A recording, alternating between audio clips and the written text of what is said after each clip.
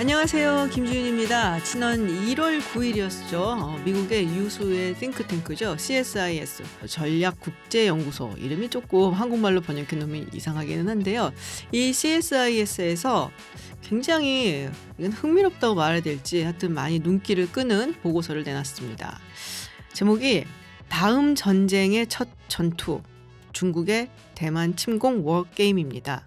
그러니까 이른바 중국이 대만을 침공을 할 때 어떤 일이 벌어지고 이게 결국은 결과가 어떻게 나올 것이냐에 대한 어떤 분석 보고서인데요. 160페이지가 넘는 정말 긴 리포트입니다. 여기서 무엇을 이야기를 하고 또 그런 결론을 낸 이유는 무엇인지 언론에서 자세히 보도가 안 된 것 같아서 저희가 또 한번 준비를 해봤습니다.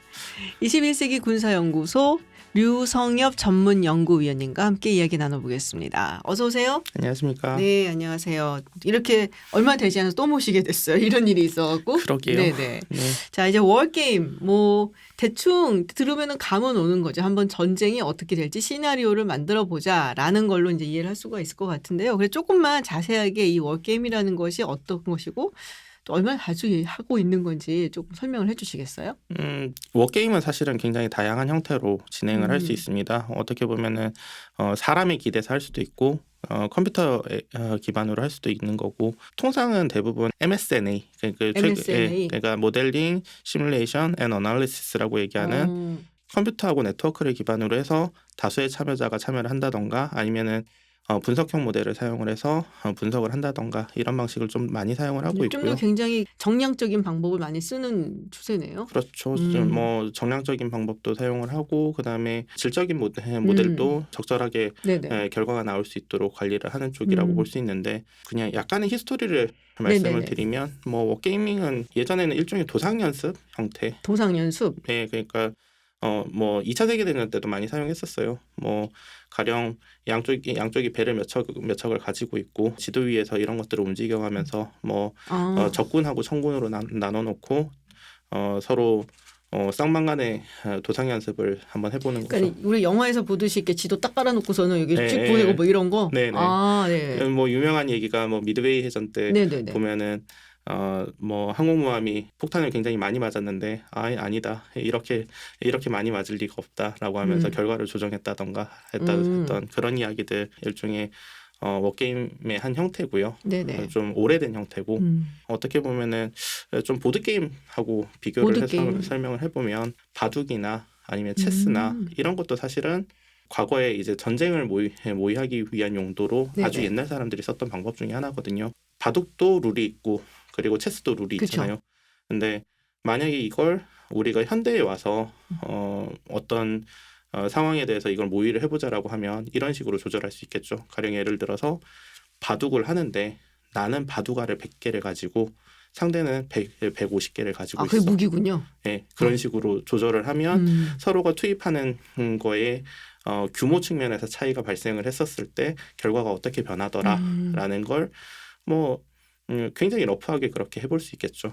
여기에서 조금 더 발전한 게 도상 연습 과정에서 했던 그런 약간의 보드 게임과 같은 그런 형태의 워게임들이 있었고 그런 워게임 방식을 이번에 CSIS 보고서에서는 사용을 해서 24번 모의를 진행을 했고 그 24번이 전부 다 각각 다른 시나리오를 가지고 좀 절망적인 시나리오부터 시작해서 최상의 가정사항을 두고 하는 것까지 그런 것들을 좀 다양하게 깔아놓고 그렇게 모의를 했다라고 보시면 될 것 같습니다. 그러니까 24가지 시나리오가 있는데 하나는 굉장히 그러니까 전제 조건 같은 걸 놓을 거 아니에요. 예를 들어서 대만을 이제 중국이 침공을 한다고 했을 때 뭐 어떤 무기를 사용하고 어떤 전투기를 사용하고 어떤 식으로 해갖고 얼마나 있을 거고 뭐 이런 얼마나 그리고 중국군이 준비가 되어 있을 거고 대만은 또 얼마나 준비가 됐을 거고 그거를 최악의 조건 그래서 최상의 조건까지 놓고 24개의 시나리오를 만들어서 봤다라는 말씀이신 거죠? 예, 그렇습니다.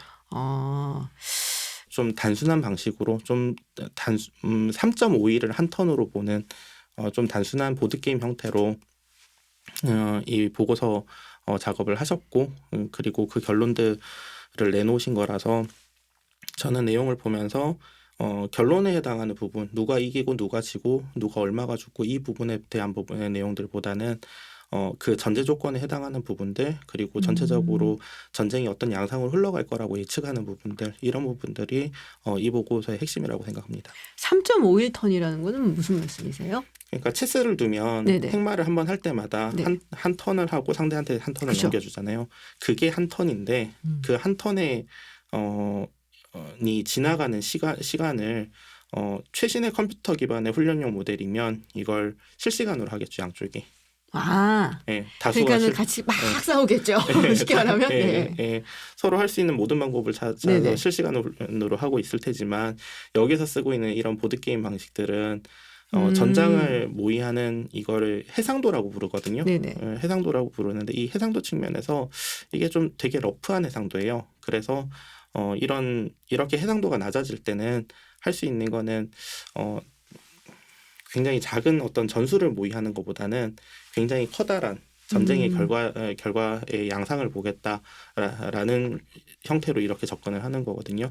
그러니까 전투 레벨에서 봤을 때는 실시간이 아니라서 이제 정확도가 떨어지겠지만은 큰 전투, 긴 전투로 이제 긴 전쟁이라고 했죠. 긴 전쟁으로 봤을 때는 3.51턴이라도 대충 방향성이라든지 이런 건 우리가 추측을 해볼 수 있다. 이런 말씀이신 것 같은데. 그렇기 때문에 이런 형태의 도상 연습이나 이런 것들을 볼 때는 어떤 정확한 결과가 얼마가 나왔느냐 이걸 보려는 노력보다는 전체적으로 전제 조건이 어떻게 깔려 있고 그리고 흐름이 지금 어떻게 흘러가고 있고 그렇다면 이걸 나중에 분석용 모델이라고 부르는 것들이 또 따로 있거든요. 그러니까 그거는 훈련용 모델 같은 경우에는 사람이 이렇게 개입을 해요. 사람이 중간중간에 끼어들어서 뭐 유닛을 조작을 하거나 네네네. 이런 행동들을 해요. 하지만 그런 행동 자체가 사실은 인간의 어떤 의견이 계속 행동에 반영이 되는 거잖아요. 그런 거라서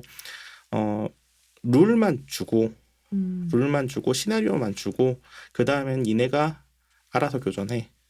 라고 하는 방식으로 분석용 모델들은 많이 쌓여지는데 이렇게 조상 연습이라던가 아니면 훈련용 모델을 통해서 나왔던 여러 가지 가정 사항이나 시나리오나 이런 것들이 나오면 이런 모델을 것들을 만드는 거군요. 그렇죠. 그러니까. 모델을 기반으로 해서 시나리오를 만들어 놓으면 이걸 다시 분석용 모델에서 쓸 수 있는 형태의 시나리오로 다시 만들고 거기에서 교전을 새로 붙여보는 거예요. 그래서 데이터를 넣고 거기다. 예, 근데 이때는 들어가야 되는 데이터들이 굉장히 최대한 현실적이고 실질적인 데이터들이 들어가야 되고 그리고 이 게임을 하는 횟수도 이건 이번 보고서 같은 경우에는 24번의 시나리오를 한 번씩 해서 24번을 한 거거든요.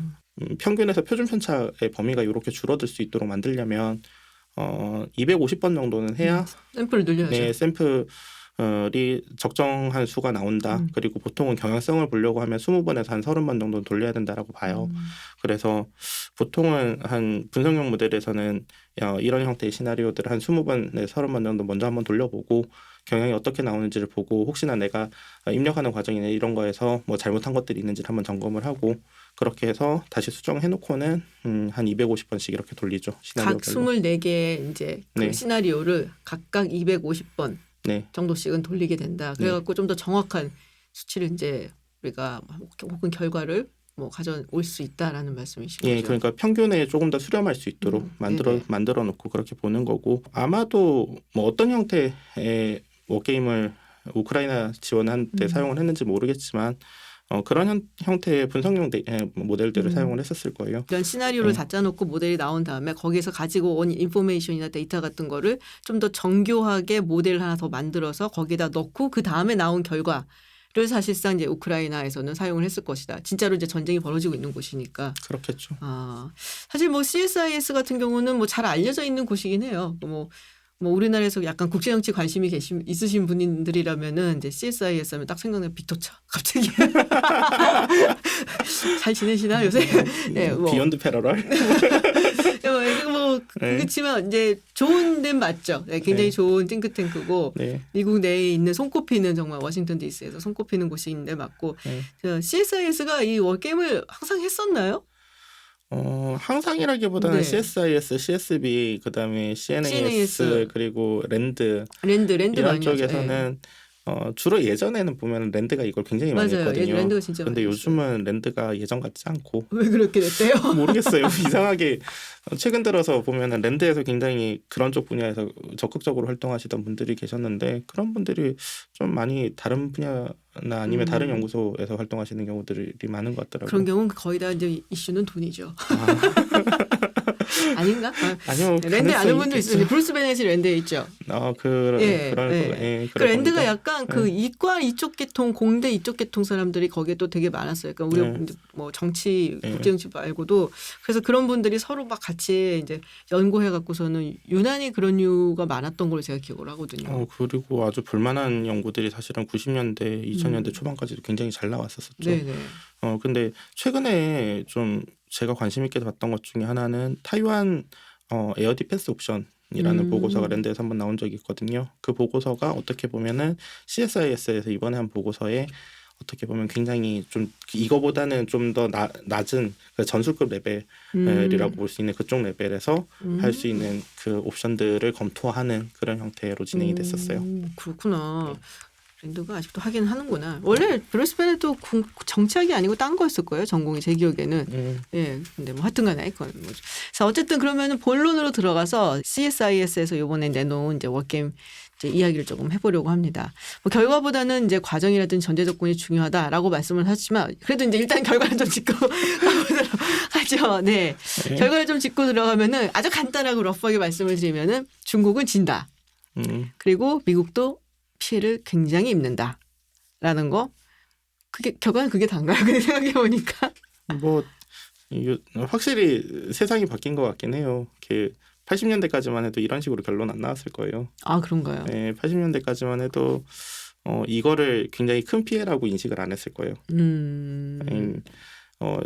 80년대 냉전만 해도 가령 예를 들어서 이지스함이 왜 필요했냐라고 하면 미 본토에서 유럽으로 증원 전력을 보내는데 구소련에서 엄청나게 많은 폭격기들이 엄청나게 많은 공대함 순항 미사일들을 가지고 미국 함대를 공격할 것이고 그렇게 되면은 당연히 미국 항공모함 몇 척 정도는 당할 수 있다라는 걸 각오하면서도 유럽을 방어하기 위해서 미국은 증원 전력을 파견한다라는 개념들이었거든요. 이번에 근데 항공모함 2척인가요? 네, 근데 이거를 굉장히 큰 손실로 생각을 하는 것 같더라고요. 그래서 그 부분에서 조금 놀라긴 했었어요. 옛날에는 눈 하나 깜짝 안 했었던 손실일 텐데. 좀 아프긴 해도 뭐 각오할 수 있는 손실이었죠. 2차 세계대전만 보더라도 뭐 산호해 해전이라던가 그리고 미드웨이 해전 이런 때 보면은 정경모들이 격침을 당하거든요. 그때는 그러면은 그 항모를 잃는 손실이 아깝지 않아서 이렇게 전쟁을 한 게 아니라고요. 결국에는 내가 뭘 지켜야 되는지에 대한 뭐 그거에 대한 판단이 결국 움직일 수밖에 없는 환경들을 만드는 거고 뭐 그 부분에 있어서는 사실 이번에 굉장히 큰 손실이라고 강조는 하셨지만 오히려 뭐 아프간하고 이라크에서 전사한 전사자 수 대비해서 뭐 한 절반밖에 손실이 안 난다라는 결론을 두시는 걸 보고 이 범위를 너무 좁게 보시고 계신 게 아닌가라는 생각은 했습니다. 그렇군요. 그 예전에 비해서 사실은 이제 약간 미국이 그 캐주얼티라든지 이런 걸 보는 관점이 조금 달라졌다라는 이제 말씀이신 것 같은데 뭐 여러 가지 손실이라든지 이런 걸 보는 걸프전이 어떻게 보면 독이었죠. 너무 빵빵 너무 전쟁에 대한 모습을 너무 좀 깨끗한 이미지의 형태로 사람들이 잘못 인식하게 되는. 맞아요. 미국은 전쟁을 해도 사람은 안 죽을 수 있어라는 이런 식의 접근들 그런 것들이 좀 너무 보편화된 부분들이 있으니까. 근데 막상 강대국 간의 경쟁에 돌입을 하게 되면 그때가 되면 또 이야기가 달라질 겁니다. 자, 그럼 하여튼 결과는 그런 식으로 나왔는데 아까 이제 우리 위원님께서 말씀하셨던 것처럼 이게 전제 조건 그리고 과정이 굉장히 중요하고 방향성이 중요하다라는 말씀하셨단 말이에요. 이제 이 연구 보고서에 따르면은 저도 이제 조금 읽어보기는 했어요. 근데 너무 길어 다는 못 읽었고. 저도 마찬가지요. 네. 근데 이제 4가지 전제 조건을 했단 말이에요. 근데 그 중에 첫 번째 전제 조건이 사실은 가장 크리티컬하다는 생각이 들기는 했어요. 대만이 과연 대만을 목숨을 걸고 방어할 준비가 되어 있느냐. 과연 그럴까에 대한 문제죠. 예. 그거에 대해서 사실 예전에 제가 이제 정가린 교수님, 호수대학교에 정가린 교수님 나오셨을 때도 그걸 물어보긴 했었어요. 과연 대만 사람들이 우크라이나 사람들처럼 목숨 걸고 저항을 할 것인가. 거기에 저는 사실 퀘스천 마크가 있긴 하거든요. 근데 이제 그 똑같은 거를 여기서 첫 번째 전제 조건으로 해놨길래 이제 이게 왜 중요한가. 근데 사실 우리가 뭐 얘기는 안 해도 알겠지만은 위원님께서도 생각이 있으실 것 같아요. 2014년에 우크라이나 같은 경우에도 사실은 적극적인 이런 형태의 저항을 하진 않았었죠. 그러니까 돌이켜 생각해 보면은 그때 다시 이제 깨닫게 된 거죠. 현실을. 그 이전에는 굉장히 낭만적인 시대들을 다들 살았어요. 그 뭐 우크라이나도 어떻게 보면 핵을 포기하고 그리고 주변국들과 사이좋게 잘 지내겠다. 그리고 그것이 결국에는 러시아의 침공을 불렀고 그 침공을 부르는 그 과정도 이게 전쟁인지 아닌지 애매한 상황에서 네. 전쟁이 시작이 됐고 어느 순간 이미 나는 뺏기고 졌단 말이에요. 뺏기고 지고 난 다음에 그리고도 계속 크고 작은 사건들이 생기면서 전사자들이 발생을 하고 이런 과정들을 보게 되면서 그제서야 우크라이나 국민들도 깨닫게 되는 거죠. 더 이상 러시아하고는 하나를 쥐고 살 수가 없겠구나라는 생각들.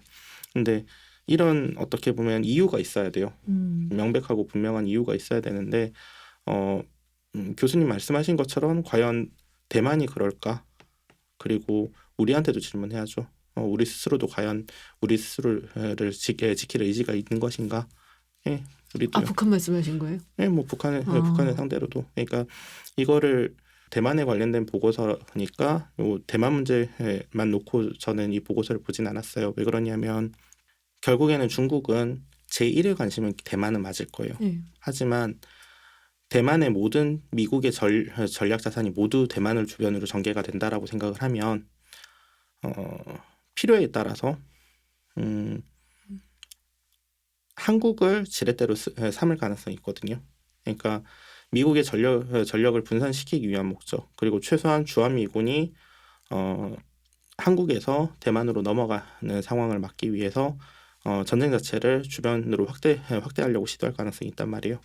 그리고 여기에서 나오는 전제 조건들에서 나오고 있는 이야기들 그러니까 일본은 미국과 열심히 싸울 것이다. 하지만 다른 주변국들에서는 크게 도움을 받을 만한 부분이 없다라고 판단하고 평가하는 부분들도 사실 그런 부분들이요. 그러니까 미국의 관점에서는 본인들의 역량을 모두 온전히 대만에 집중을 하기 위해서는 주변국으로 이 문제들이 확전이 되는 상황을 막아야 된다라고 보고 있고 그걸 역으로 중국 입장에서 놓고 생각을 하면 대만 문제가 생겼었을 때 한국이 시끄러워야 이제 본인들이 조금 더 편해질 거예요. 그런 측면들을 볼 때 북한에서 나오고 있는 신형 무기 체계들이 틀림없이 중국이나 러시아에서 왔을 수밖에 없는 무기 체계들이 눈에 보이는데 그런 것들이 왜 왔는지가 사실 설명이 되는 거죠.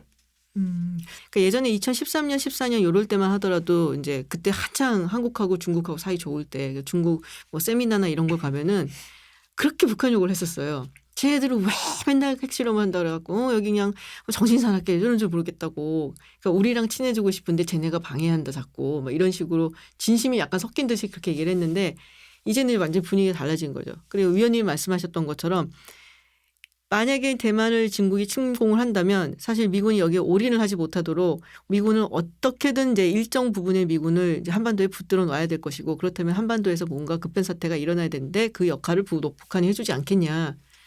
그런 얘기들이 솔솔 나오긴 하는데 너무 끔찍한 시나리오라서 사실 얘기를 잘 못하긴 하거든요. 근데 끔찍한 시나리오가 아니라 이제 현실적인 시나리오라고 생각해야죠. 말씀하신 것 같은 그런 좀 외교적 수사에 가까운 이런 반응들에 비해서 실질적으로 북한 핵 문제를 해결하기 위한 아니면 파키스탄의 핵 문제를 해결하기 위한 중국의 구체적인 노력이나 시도는 없었어요. 어떻게 보면 북한이라던가 이란이라던가 그리고 파키스탄이라던가 이제는 벨라루스까지 이런 지역들의 핵이 확산되는 과정에 있어서 뒷배가 되는 국가들이 어디냐를 봐야 돼요. 예, 그걸 보지 않으니까 계속 눈앞에 있는 북한하고만 상대하고 있고 눈앞에 있는 파키스탄하고만 상대하고 있는 거예요. 그러면 결국 문제 해결 안 되죠. 그리고 말씀하신 것처럼 중국이 국제적으로 그리고 경제적으로 팽창을 해나가면서 본인들은 이 문제하고 상관이 없다라는 듯이 행동을 했지만 90년대에 대만 침공에 실패하고 난 다음에 중국은 절치부심했을 거란 말이에요. 절치부심하는 과정에서 나온 전략들이 뭔지를 생각을 해봐야 돼요. 그러면은 중국 주변에 있는 위성 국가들의 좀 일종의 불량 국가들 형태로 국제사회에서 문제를 일으키면서 미국이 거기에 집중하게 만들고 세계가 거기에 집중하게 만드는 동안에 나는 내실을 가지고 있겠다라고 생각을 했겠죠. 그 결과가 어떻게 보면은 미국은 테러와의 전쟁을 한다면서 전 세계를 돌아다니고 그 과정에서 또 북한 문제는 북한 문제, 그리고 파키스탄 문제는 파키스탄 문제, 그리고 비핵화라는 그 원칙을 지키기 위해서 어떻게 보면 인도하고의 관계도 많이 상했었단 말이에요. 그런 과정에서 중국은 파키스탄하고 북한을 통제할 수 있을 만한 위치에 늘 있었었고 그런 걸 생각하면 이 문제를 그냥 시나리오다 아니면 그냥 뭐 생각해 볼 수 있는 문제 정도라고 생각하는 게 아니라 좀 현실적인 위협이라고 보고 구체적으로 대응할 필요가 있습니다. 근데 가끔 그런 말씀 하시는 분들이 있거든요. 북한이 중국말 그렇게 잘 안 듣는다. 중국말을 듣고 안 듣고의 문제가 아니라 네. 중국 입장에서 얘의 효용성이 있느냐 없느냐를 봐야 되는 거 아닌가요? 그러니까 중국말을 구체적으로 잘 듣진 않더라도 결과적으로 북한이 핵을 가지고 있는 상황에서 그리고 이걸 두고 한국과 미국과 신경전을 벌이고 있는 그 과정과 상황에서 보면은 분명히 중국하고 대만 문제에 어느 정도 좀 신경이 풀릴 수밖에 없거든요. 현 시점에서 사실 미국이 관심을 가져야 되는 지역과 대상이 너무 넓어졌잖아요. 그렇죠. 그리고 그 지역과 대상들이 사실 다들 만족하지 않고 있잖아요.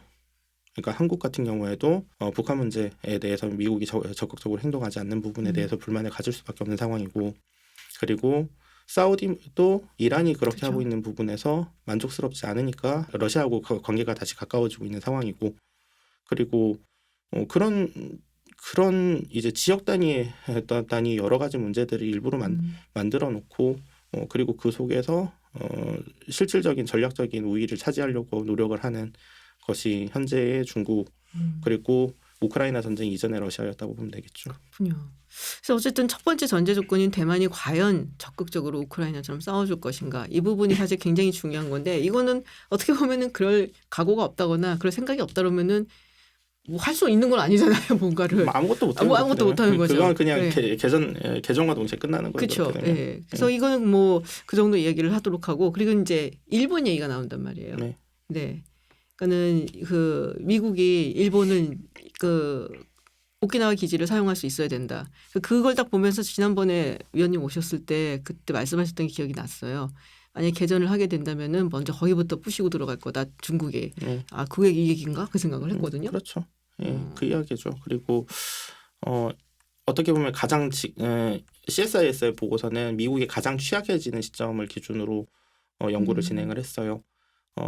미국도 중국에 대응하기 위한 전력들을 지금 준비를 하고 있는 상황이고, 그 전력들이 아마도 2020년대 후반부터 2030년대 초반 정도면 준비가 될 거거든요. 근데 2026년경 정도를 시기로 잡아놨단 말이에요. 그러니까 어떻게 보면은 중국의 현존 전력이 가장 강해지는 시점, 그리고 미국이 아직까지 그 전력들에 대응할 수 있을 만한 능력들을 아직 미국 기준으로 충분히 갖추지 못한 시점. 그러니까 에이블 헤인즈 국장이 그 얘기를 했었거든요. 2027년이 되면은 중국이 대만을 침공할 수 있는 군사 무력을 그러니까 완성을 할 것이다라고 얘기했거든요. 그러니까 그 말씀대로 중국의 군사력이 가장 피크에 오르는 시점이 이제 2026년이라고 보고 있고, 미국은 그에 이제 대응하는 어떤 전력을 준비를 하고 있는데 미국 기준에서 완벽하다고 생각이 안 드는 시점. 우리 이제 그러니까 말씀하신 대로 가장 취약한 시점으로 이렇게 정하고서는 했다라는 말씀이시죠. 네. 일본은 그래도 되게 중요한 국가로 들어가더라고요, 여기서. 네. 일본은 중요한 국가로 들어갈 수밖에 없죠. 아무래도 중국과의 경쟁에 있어서 기지를 제공할 수 있는 주요 국가가 사실 세 나라밖에 없거든요. 한국하고 일본하고 필리핀하고. 근데 필리핀도 사실은 거리가 살짝 멀긴 하고, 그리고 한국 같은 경우에는 경로가 보면 중국 본토에 굉장히 접근해서 대만에 그렇죠. 접근해야 되잖아요. 예. 그러니까 좀 사실 이 경로가 좀 취약한 경로예요. 한국이 만약 대중국 작전에 대한 어떤 요구를 한다면 한국에 대한 요구는 사실 방패가 아니라 창이죠. 예. 창의 역할을 하지 않는 이상에는 사실 한반도를 중심으로 작전을 할 이유가 없죠. 예, 창의 역할을 한다는 건 어떤 건가요? 그러니까 뭐 중국 본토를 직접 공격한다거나 이렇게 할 때 그렇게 적극적으로 사용할 목적이 아니라면 한반도에서의 작전보다는 아무래도 위협 지역에서 그래도 이격이 좀 돼 있는 일본 지역이 좀 작전에 좀 유리한 측면이 있다라고 보면 될 거고, 이 부분은 사실 이것도 사실은 제한 사항이 많이 있기 때문에 사실 이것보다 더 전력을 뒤로 물린 시점에서 개전을 해야 되는 거 아니냐라고 보는 시각들도 많아요. 그래서 그런 형태의 전력들이 어떻게 보면 2020년대 후반에서 2030년대 초반쯤 전력들이 구성돼서 나올 가능성이 높기 때문에, 그러니까 CSIS에서 판단하고 있는 이 2026년을 기준으로 하는 시나리오에서는 이 일본은 중요할 수밖에 없죠. 그렇군요.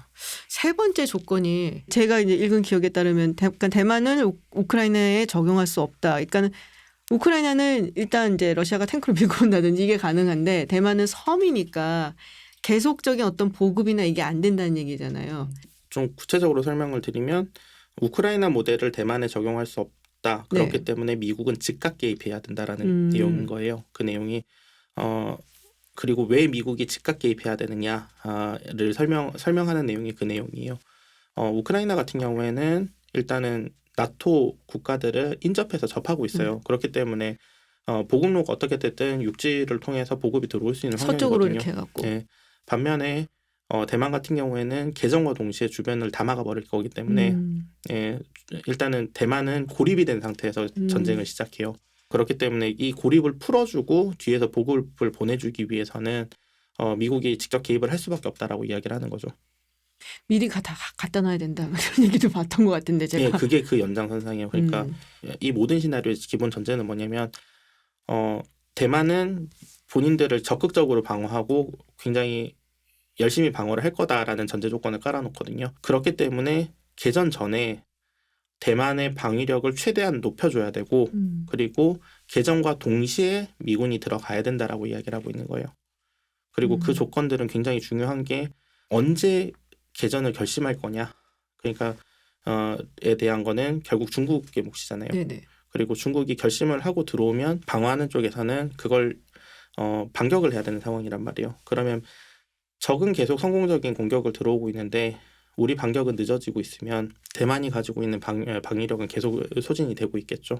그런 문제로 접근하시는 게 좋을 겁니다. 그렇군요. 어차피 근데 처음에 이제 시작할 때는 여기서도 제가 이제 봤던 것 같은데 일단은 폭격으로 시작할 거 아니에요. 공습으로. 뭐 공습도 당연히 할 거고요. 예. 그런 다음에 이제 뭐 섬이니까 상륙 작전이 쉬운 것도 아닐 거고 일단은 이제 막 거의 막 맹폭을 한 다음에 들어가지 않겠냐라고 이제 전제들을 하는 것 같더라고요. 예. 그래서 그렇기 때문에 한국도 그렇고 뭐 일본도 그렇고 대만도 그렇고 여기에 경고화 시설이라고 얘기하는 그 말하자면은 방공호를 네네. 굉장히 튼튼하게 잘 만들어야 된다라고 얘기를 하고 있는 거죠. 그러니까 미사일 공격을 받더라도 그 시설들이 그 공격에서 살아남을 수 있도록 특히나 항공기가 들어가야 되는 쉘터들 이런 것들을 경납고들을 전부 다 이렇게 옮겨놔야 된다고 했던 것 같은데. 예. 경고화된 형태의 쉘터를 엄청나게 많이 만들어야 되고 지금 만들어 놓은 것보다 더 많이 만들어야 된다라는 게 이 보고서의 결론이긴 해요. 아, 그렇군요. 네. 마지막 전제가 이제 네 번째 전제. 미국이 중국 뭐 함대를 막 공격해야 된다. 그거 맞죠? 네, 당연히 하죠. 네, 뭐 당연히 공격이 하겠지만은 네. 예, 이게 왜 중요한 전제 조건으로 여기 꼽혔는지 당연히 할 거 아닌가요? 근데 그렇게 되면은? 그러니까 여기서 얘기하는 거는 차이니즈 디펜스 존에서 그걸 해야 된다라고 얘기해요. 차이니즈 디펜스 존. 네, 그러니까 지난번에 제가 왔을 때 A2AD에 대해서 간단하게 네. 한번 설명을 드렸는데 결국에는 탄도미사일하고 순항미사일로 가까이 오는 함정이라던가 아니면 주변 기지들을 다 공격을 하겠다는 네네. 뜻인 거잖아요. 이걸 다 밀어내려고 하면 그럼 이걸 발사하려고 하는 플랫폼들도 함정일 거 아니에요. 그렇죠. 그러니까 함정에서도 발사를 하고 지상에서도 발사를 하고 이렇게 저렇게 되는데 지금 이 시나리오 상에서 보면은 지상 발사 시나리오에 대해서는 대응 방안이 없어져요. 그러니까 이 시나리오대로면은 전쟁의 범위를 중국 본토로 넓힐 수가 핵전쟁의 위협 때문에 중국 본토로 넓힐 수가 없기 때문에 지상에서 사격하게 되는 대함 탄도미사일이나 아니면은 대지상 공격용 목적의 순항 미사일이라든가 이런 것들은 허용을 해줄 수밖에 없는 상황이 돼요. 하지만 이 능력을 바다에 올려놓고 함정에다 올려놓고 이걸 더 깊이 들어와서 미군이 활동할 수 있는 지역을 더 좁히려고 들 거란 말이에요. 중국 측에서. 이게 어떻게 보면은 차이니즈 디펜스 존에 해당하는 그 지역들이 되는 거예요. 일종의 어머 같은 거네요, 그러면?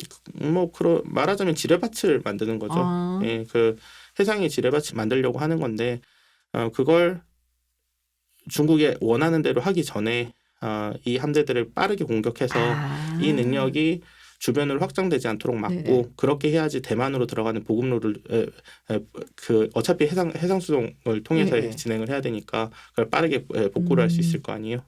그런 측면으로 보시는 게 맞을 것 같아요. 그러니까 이제 중국이 전쟁이 시작이 되면은 이제 미국이 이제 더 이상 들어오지 못하도록 이제 뭐 여러 가지로 공격을 하면서 지뢰밭을 깔아놓듯이 이렇게 할 텐데 그런 이제 함대를 통해서 그렇게 할 텐데. 그거를 이제 미국 측에서 그 함대들을 이제 초토화를 먼저 시켜야지 된다. 네, 그러니까 함대를 빠르게 제거를 해야 미국 함대에 가해지는 위협도 줄어들 거다라고 보는 시각입니다. 그렇군요. 그래서 그렇게 네 가지 전제 조건들이 있고, 그래서 이제 진행되는 과정들이 이렇게 쭉 있고 결론 아까 말씀드렸다시피 중국은 뭐 진다. 첫 번째 그리고 타이완이 어마어마한 타격을 입고 굉장히 초토화가 될 것이다.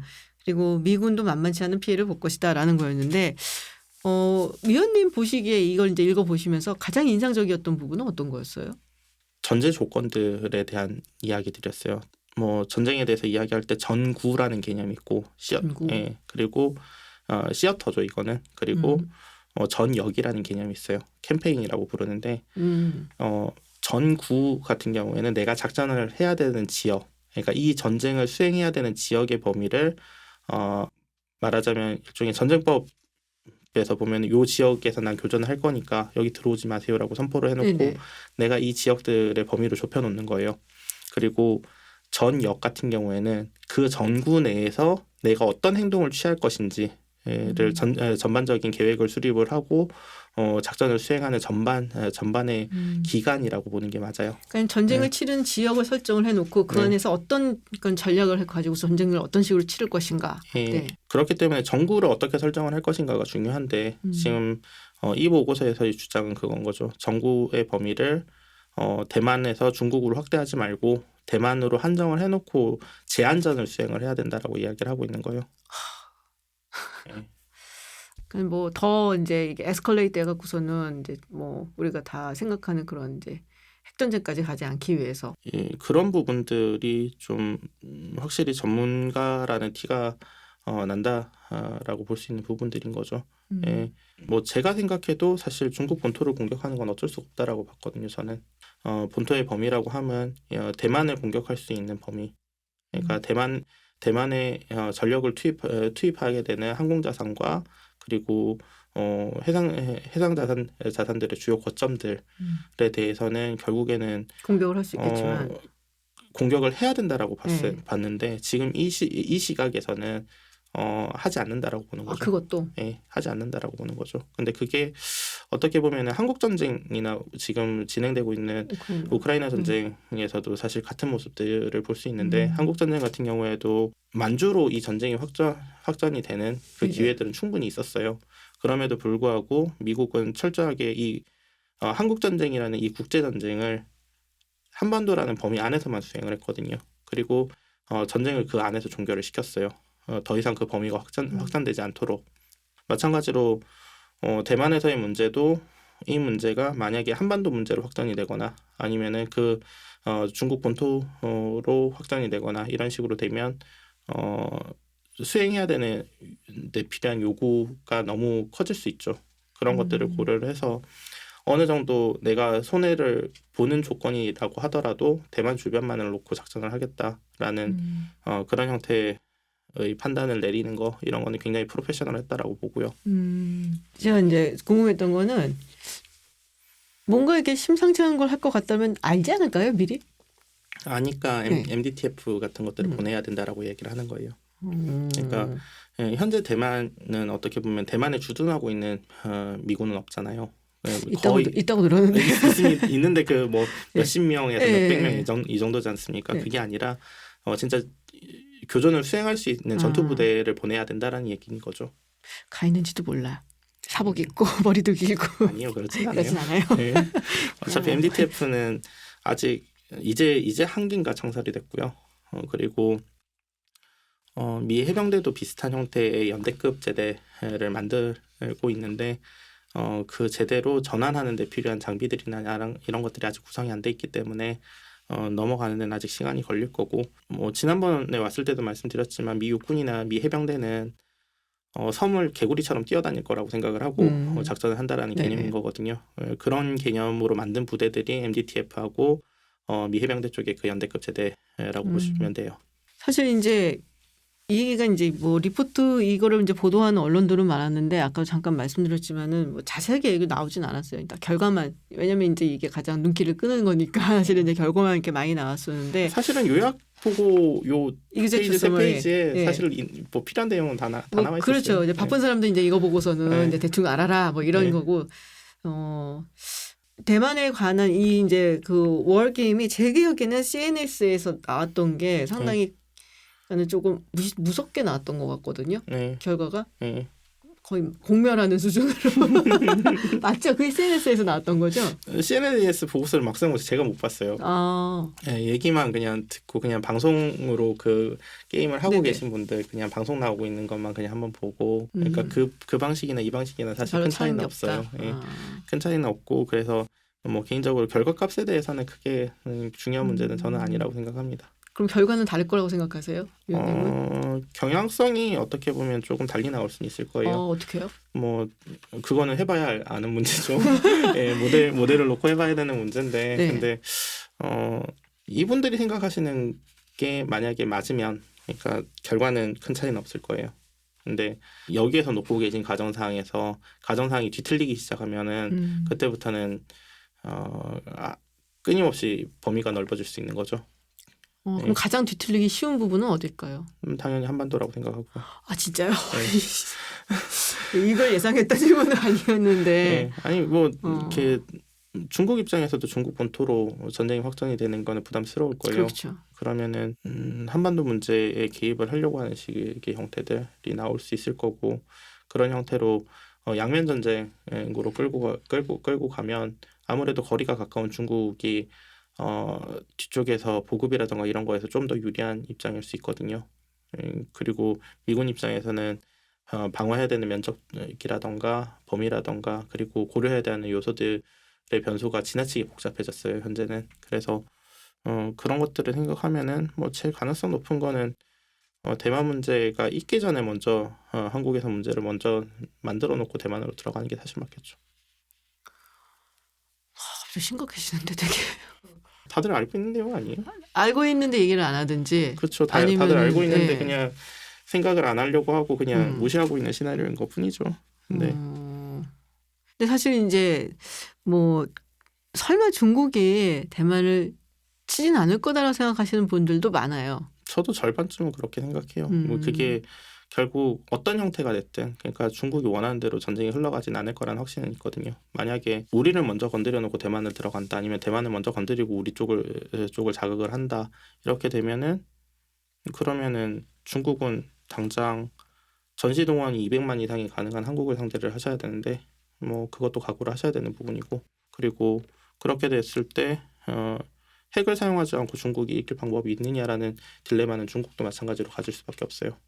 중국 입장에서도 이 상황을 마냥 확전시킬 수는 없는 상황일 건 분명하고, 그런 전제 조건들을 놓고 봤을 때 저는 이번 CSIS 보고서에서 연구진들이 판단하셨던 것처럼 정보의 범위를 대만으로 좁혀놓고 전쟁을 시작하고, 그리고 그 범위에서 벗어나지 않도록 노력하겠다라고 하는 그 의도가 적절하다고 생각해요.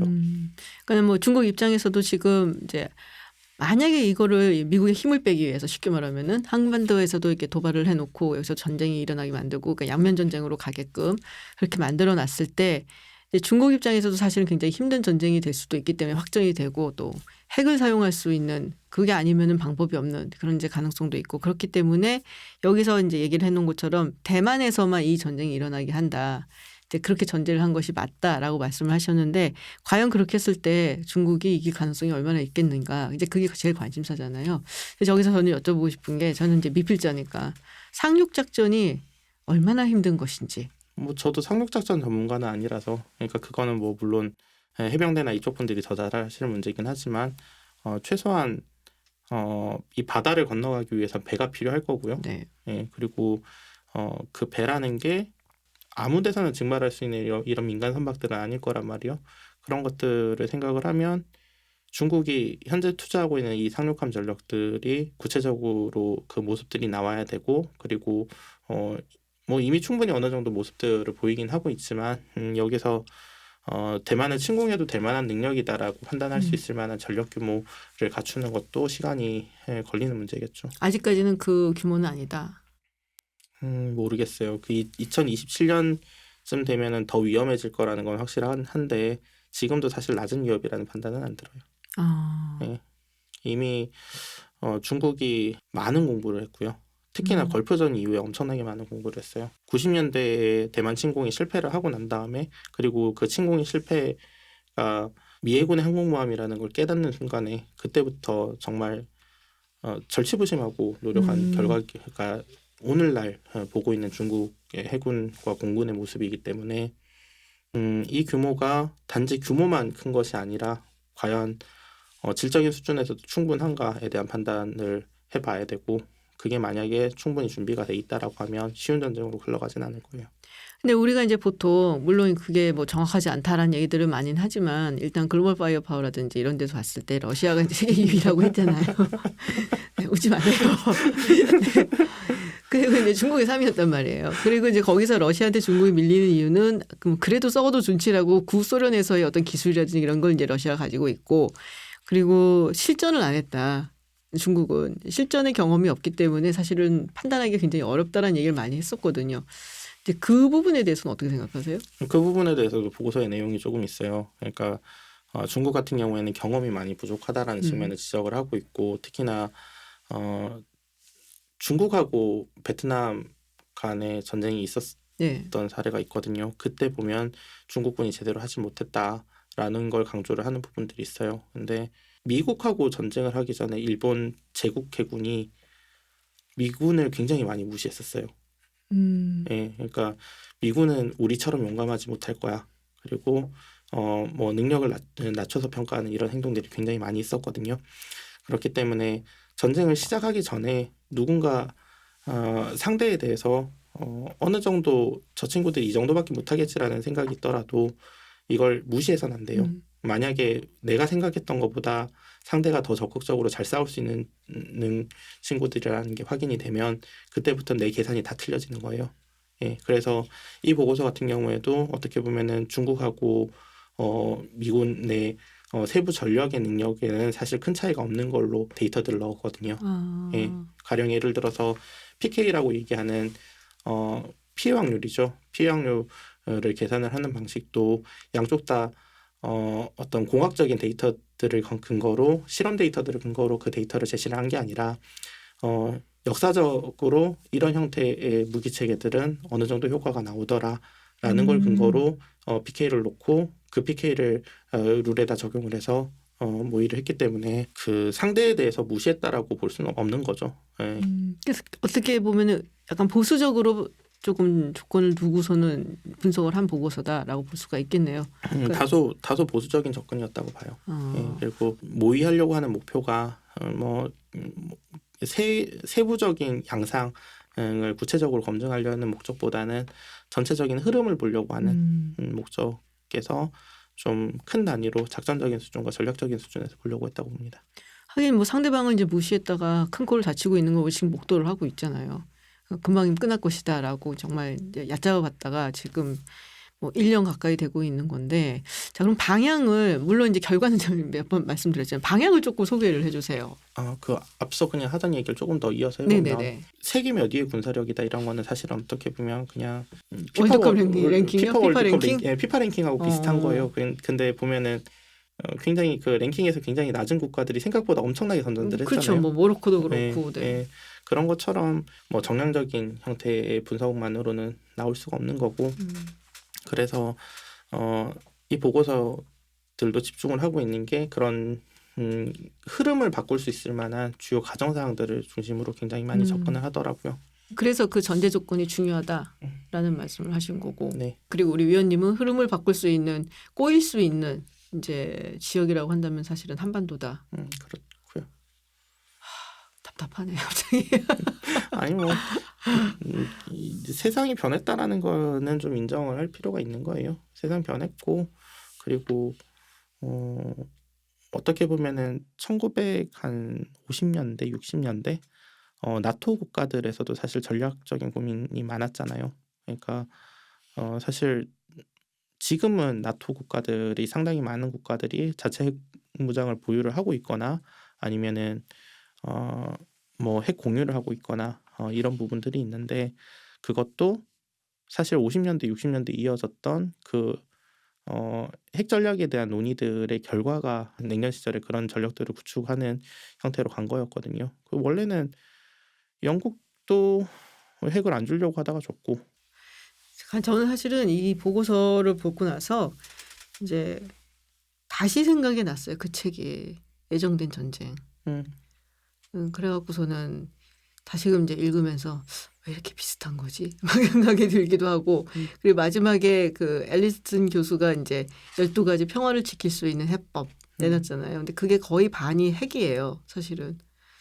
그래서 뭐 늘 얘기하는 거지만 결국에는 이 평화라는 것이 무력이 있어야지만 지켜질 수 있는 것을 다시 한번 얘기를 하는 건가라는 생각이 좀 많이 했어요. 그래서 저도 앨리슨 교수님 그 육군협회 그 강연 오셨을 때 책 들고 가지고 사인 받았는데. 아 정말요? 네. 근데 현실적인 현실주의자들이 그냥 합리적으로 생각하는 그런 세계가 다시 돌아올 필요가 있죠. 이 보고서를 일단 이제 읽고 난 다음에 이제 든 생각은 저는 미국은 정말 전쟁하기 싫구나라는 생각이 들긴 했어요. 저는 조금 다른 생각이었던 게 정말요? 예산을 더 주세요라는. 약간 간당간당하거든요. 네, 그러니까 좀 더 주세요. 이거... 천조잖아요, 천조 지금. 근데 그 천조를 제대로 안 썼잖아요.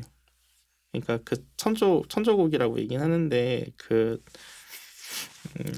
미국이 중국하고 대결을 준비하는 시간이 좀 늦었어요. 오바마 행정부 들어서야 준비하기 시작했다고요. 그러니까 중국은 어떻게 보면은 90년대 대만 침공 실패하고 난 다음에 그 다음부터 바로 준비를 한 건데 미국은 테러와의 전쟁이 뭐 별거 아닌 것 같긴 하지만 사실 돈도 엄청나게 많이 썼고 그쵸. 결정적으로 문제가 뭐냐면 전력 구조를 개선할 수 있는 기회를 놓쳤어요.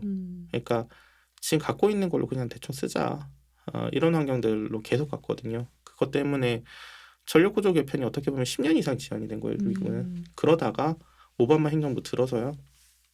이거 뭔가 상황이 좀 이상해졌다라는 걸 그때서야 눈치를 챈 거예요. 근데 그때부터 이제 뒤집기 위해서 다시 이제 노력을 시작을 한 건데 이걸 다시 좁히겠다라는 시도들이 분명히 2020년대 후반에서 30년대 초반이면 다 전력화가 될 거라고요. 그때까지만 버티면 되는데 그거를 앞당기기 위해서는 더 많은 예산이 필요하다고 보는 거죠. 그러니까 뭔가 느낌이 사실 이게 전쟁에서 만약에 이제 일단 결론은 중국은 이기지 못한다는 건 나왔잖아요. 뭐 미국도 굉장히 피해를 많이 입게 될 것이다. 그리고 뭐 대만은 말할 것도 없고. 근데 중국이 만약에 전쟁에서 이기지 못하게 된다면 시진핑은 가는 거잖아요. 사실 전쟁에서 이기지 못하고서는 이제 패전을 했는데 이런 큰 전쟁에서 그러고서는 무상한 지도자는 거의 없거든요. 김일성?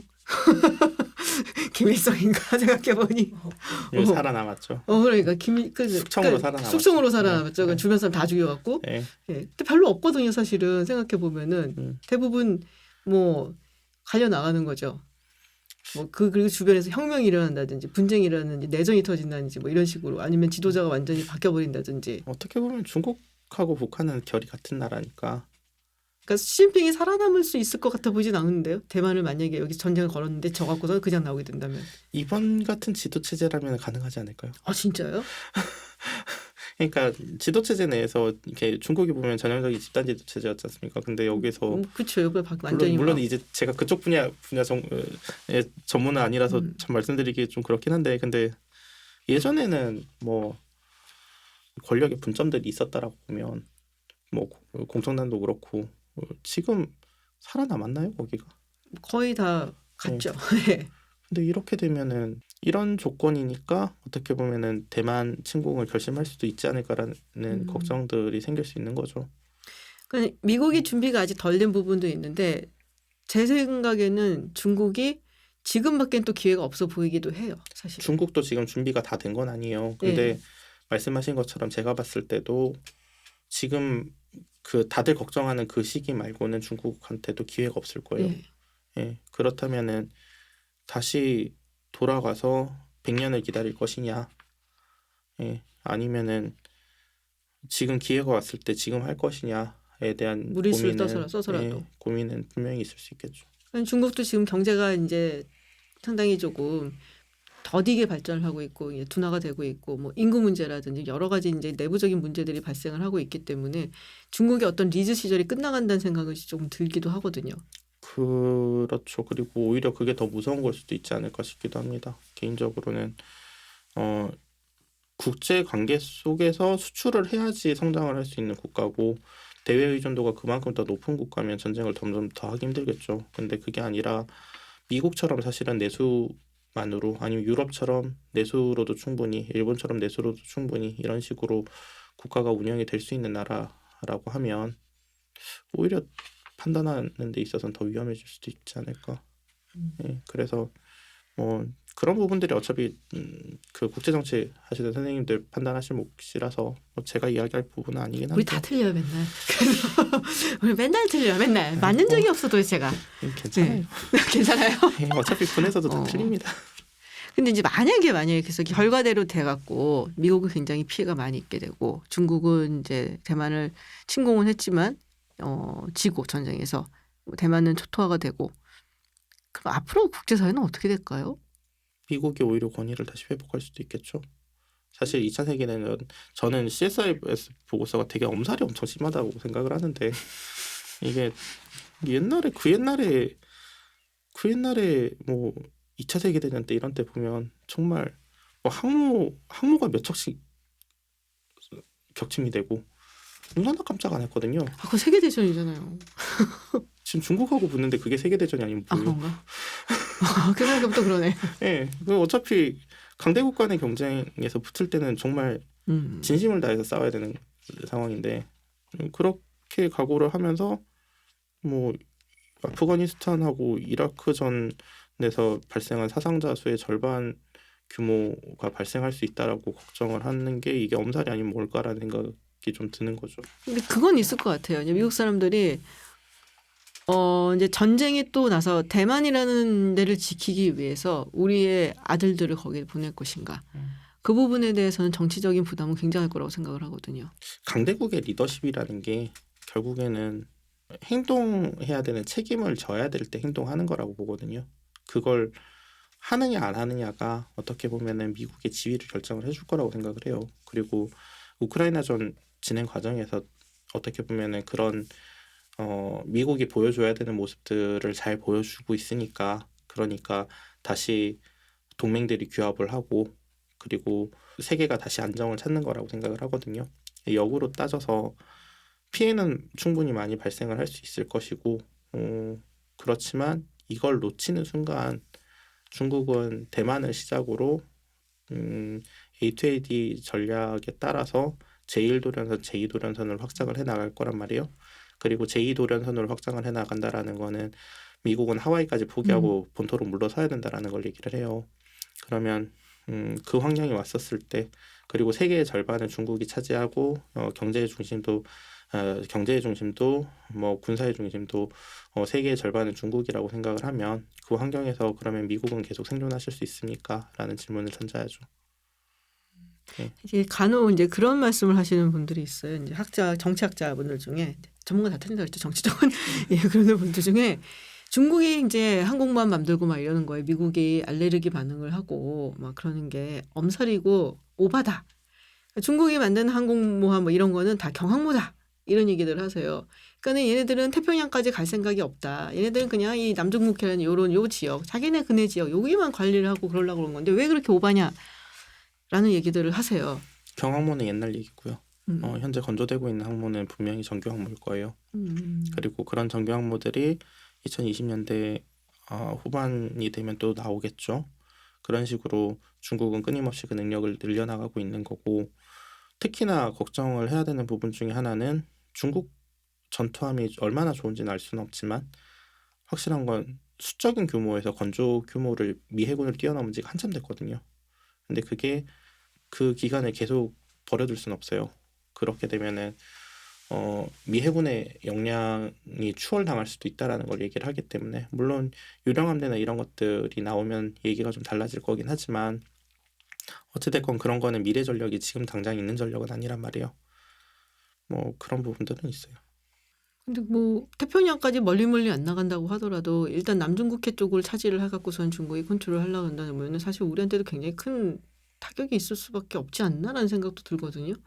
예를 들어서 한국 사람들이 좀 너무 쉽게 생각하는 것 중에 하나가 중국 어선들이라고 생각하거든요.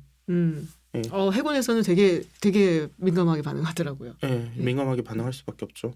그러니까 어선단들이 여기저기 몰려다니면서 우리 EEZ 들어와서 물고기 훔쳐가고, 일본 EEZ 들어가서 물고기 훔쳐가고 그러잖아요. 그게 근데 어선은 맞아요, 근데? 그게 문제인 거예요.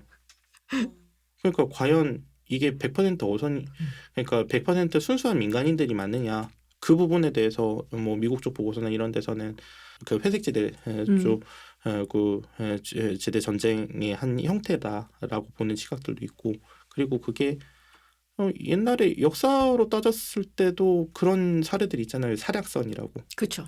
예, 그런 것들을 현대에 와서도 하고 있는 상황이다라고 치면, 그러면 남중국해 쪽에 지금 무인도에다가 설치하고 있는 군사기지들이 그 사력선들의 중심이 되고, 통상을 위해서 오가고 있는 뭐 화물선이라든가 이런 선박들을, 그리고 저기서 오고 유조선이라든지 이런 거는 이제 거의 대부분 그러니까 아라비아 쪽, 그러니까 사우디아라비아라든지 그쪽 이제 중동 쪽에서 오고 있는 유조선은 전부 다 90% 이상이 말라카입을 지나가게 되는데, 거기를 만약에 중국이 통제를 하게 된다라고 한다면은 사실은 상당히 어느 순간 타격이 올 수도 있고, 그렇기 때문에 미국이 자꾸 프리 앤 오픈이라는 얘기를 하는 거 아니겠어요?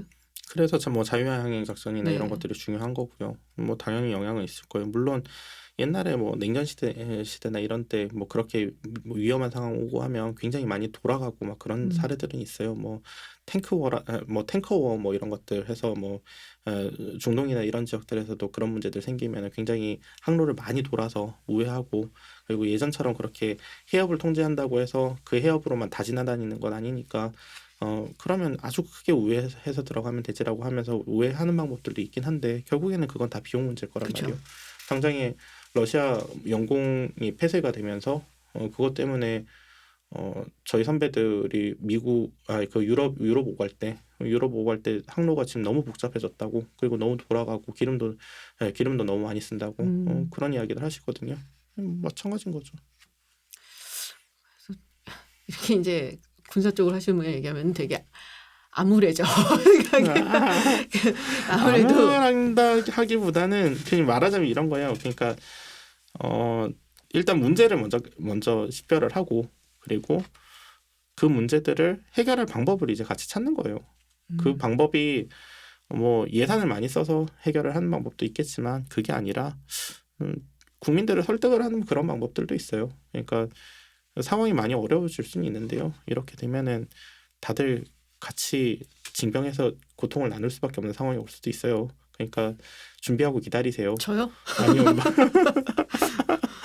뭐 그런 식으로 이제 미리 상황을 설명을 하고, 그리고 준비를 같이 하려고 하는 노력들도 뭐 필요할 수 있는 거고, 뭐 그런 측면에서 저는 뭐 대만의 위협이 단지 대만의 문제가 아니라 우리 쪽 문제일 수도 있고 일본의 문제일 수도 있고 하기 때문에